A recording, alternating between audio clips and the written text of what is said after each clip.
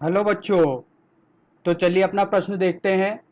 Analogue signal और digital signal क्या है, चित्रों द्वारा समझाइए। तो इस क्वेश्चन में अपन को एनालॉग सिग्नल और डिजिटल सिग्नल के बारे में बताना है चित्रों के द्वारा।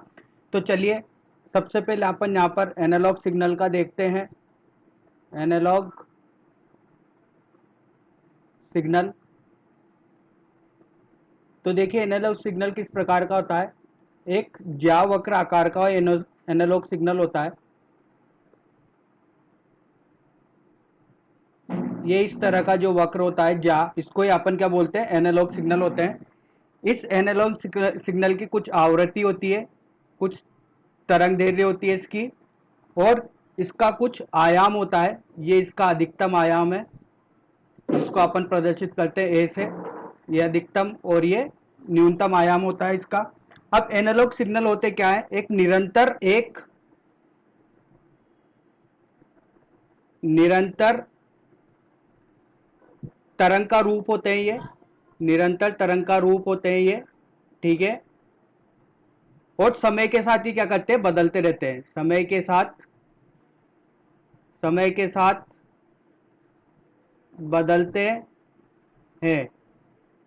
निरंतर तरंग का रूप होते हैं, समय के साथ बदलते रहते हैं। और इसमें डेटा का जो संचरण होता है, अपना डेटा संचरण जो होता है एनालॉग सिग्नल में अपन का, वो एक तरंग के रूप में होता है।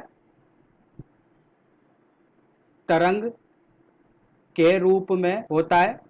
इस प्रकार के सिग्नल को अपन क्या बोलते हैं, एनालॉग सिग्नल होते हैं। इसकी कोई निश्चित सीमा नहीं होती, ये अनंत तक जा सकते हैं। कोई निश्चित सीमा नहीं होती।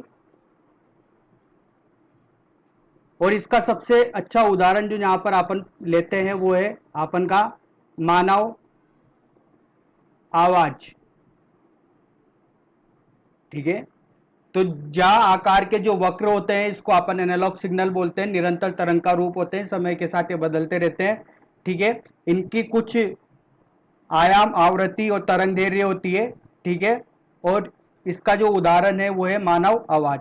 अब अपन डिजिटल सिग्नल के बारे में देखते हैं। तो दूसरा है अपन का डिजिटल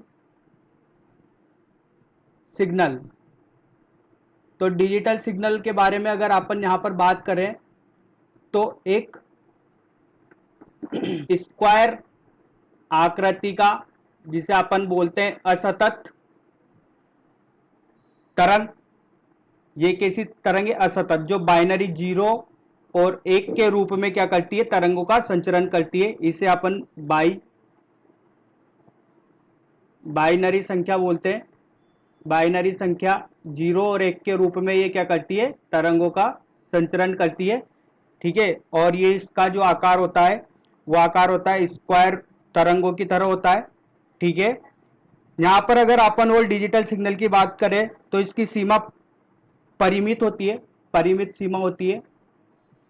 परिमित सीमा में ये अपन की तरंगों का संचरण करती है, जिसे अपन 0 और 1 बोल सकते हैं, ठीक है। इसमें डेटा का जो संचरण होता है, डेटा संचरण जो इसमें अपन करते हैं डिजिटल में, वो करते हैं अपन बिट के बिट के रूप में इसका डेटा का संचरण होता है, ठीक है। और इसकी जो वोल्टता की परास होती है, वो होती है 5 वोल्ट, और अधिकतम होती है 12 वोल्ट। इस वोल्टता के परास में ये क्या करता है, डिजिटल सिग्नल का संचरण करता है।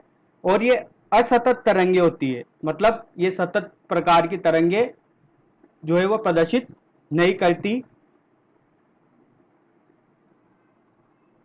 इसका उदाहरण यहां पर अगर अपन बताएं, तो कंप्यूटर सिग्नल, जो अपने कंप्यूटर सिग्नल होते हैं, उनके ट्रांसमिशन में अपन इन डिजिटल सिग्नल का क्या करते हैं, प्रयोग करते हैं। कंप्यूटर सिग्नल के ट्रांसमिशन के लिए अपन डिजिटल सिग्नल का प्रयोग करते हैं। तो आशा करता हूं आपको ये समझ में आया होगा। धन्यवाद।